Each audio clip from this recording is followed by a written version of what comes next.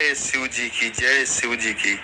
आइए आज हम संक्षिप्त में भगवान शिव जी के अवतारों के बारे में बात करते हैं। शिव महापुराण में भगवान शिव के अनेक अवतारों का वर्णन मिलता है। कहीं कहीं उनके 24 तो कहीं 19 अवतारों के बारे में उल्लेख मिलता है। वैसे शिव के अंशावतार भी बहुत हुए हैं। हालांकि शिव के कुछ अवतार तंत्र मार्गी है तो कुछ दक्षिण मार्गी। शिव के दशावतार, पहला महाकाल, दूसरा तारा, तीसरा भुवनेश, चौथा षोडश, पांचवा भैरव, छठा छिन्नमस्तक, सातवां गिरिजा, आठवां धूम्रवान, नौवां बगलामुख, मातंग और कमल नामक अवतार है। ये 10 अवतार तंत्र शास्त्र से संबंधित है। शिव के अन्य 11 अवतार जिन्हें रुद्र कहते हैं। पहला कपाली, दूसरा पिंगल, तीसरा भीम, चौथा विरूपाक्ष, पांचवा विलोहित, छठा शास्ता, सातवां अजपाद, आठवां अपिर बुद्धि, नौवां शंभु, 10वां चंड तथा 11वां भवा। उक्त रुद्र अवतारों के कुछ शास्त्रों में भिन्न नाम से भी मिलते हैं। इन अवतारों के अलावा शिव के दुर्वासा, महेश, विषभ, पिपलाद, वैश्यनाथ, द्विजेश्वर, हंसरूप, अवधूतेश्वर, भिक्षुवर, सुरेश्वर, ब्रह्मचारी, शुनतर्क, द्विज, अश्वत्थामा, किरात, नतेश्वर और हनुमान आदि अवतारों का उल्लेख भी शिव पुराण में हुआ है, जिन्हें अंशावतार माना जाता है। पहला अवतार है विद्र भद्र अवतार। विद्र भद्र को भगवान शिव का गण माना जाता है। यह अवतार उनकी जटा से उत्पन्न हुआ था। दूसरा अवतार पिपलाद अवतार। कथा है कि पिपलाद ने देवताओं से पूछा, क्या कारण है कि मेरे पिता दधीची जन्म से पूर्व ही मुझे छोड़कर चले गए। तीसरा नंदी अवतार। कथा अनुसार शिलाद नामक एक मुनि ब्रह्मचारी थे। वंश समाप्त होते देख उनके पितरों ने शिलाद से संतान उत्पन्न करने को कहा। शिलाद ने अयोनिज और मृत्युहीन संतान की कामना से भगवान शिव की तपस्या की। तब शिव के वरदान से कुछ समय बाद भूमि जोतते समय शिलाद के भूमि से उत्पन्न एक बालक मिला। शिलाद ने उसका नाम नंदी रखा। शिव ने नंदी को अपना गणाध्यक्ष बनाया। मरुतो की पुत्री श्वेशा के साथ नंदी का विवाह हुआ।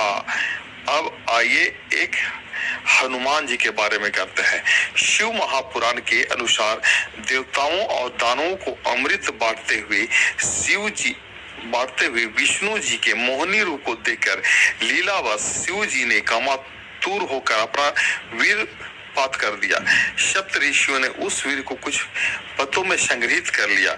समय आने पर सप्त ऋषियों ने भगवान शिव के वीर को वानर राज केसरी की पत्नी अंजनी के कान के माध्यम से गर्भ में स्थापित कर दिया, जिससे अत्यंत तेजस्वी व प्रबल पराक्रमी श्री हनुमान जी प्रकट हुए। वृषभ अवतार। धर्म ग्रंथों के अनुसार इस अवतार में भगवान शिव ने विष्णु पुत्रों को संहार किया था। जब भगवान विष्णु दैत्यों को मारने पाताल लोग गए तो उन्हें वहां बहुत सी चंद्रमुखी स्त्रियां दिखाई पड़ी।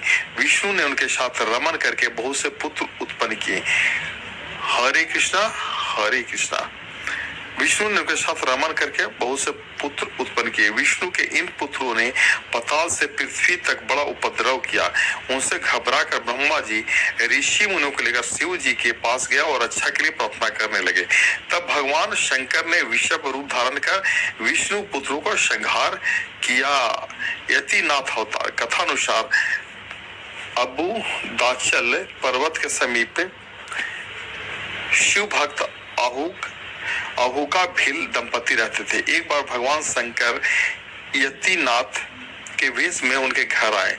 उन्होंने भील दंपति के घर रात व्यतीत करने की इच्छा प्रकट की। अहुका ने अपनी पति को गृहस्थ के मर्यादा का स्मरण कराते हुए स्वयं धनुष बाण लेकर बाहर रात बिताने और यति को घर में विश्राम करने देने का प्रस्ताव रखा। इस तरह अहुक धनुष बाण लेकर बाहर चला गया। प्रातः काल अहुका और यति ने देखा कि वन प्राणियों को अहुक को मार डाला है। इस पर यति नाथ बहुत दुखी हुए। तब अहुका ने उन्हें शांत करते हुए कहा कि आप शोक न करें, अतिथि सेवा में प्राण विसर्जन धर्म है और उसका पालन कर हम धन्य हुए। जब अहुका अपने पति की चिताग्नि में जलने लगी तो शिव जी ने उसे दर्शन देकर अगले जन्म में पुनः अपने पति से मिलने का वरदान दिया। कृष्ण दर्शन अवतार। इक्ष्वाकु वंशीय श्रद्धेव की 9वीं पीढ़ी में राजा नभग का जन्म हुआ। विद्याधन को गुरुकुल गए नभग जब बहुत दिनों तक न लौटे तो उनके भाइयों ने राज का विभाजन आपस में कर लिया। नभग को जब यह बात ज्ञात हुई तो अपने पिता के पास गए। पिता ने नभग से कहा कि यज्ञ पुराण ब्राह्मणों के मोह करके दूर करने के लिए उनके यज्ञ को संपन्न करके उनके धन को प्राप्त करें। जय भोले बाबा की जय। विष्णु।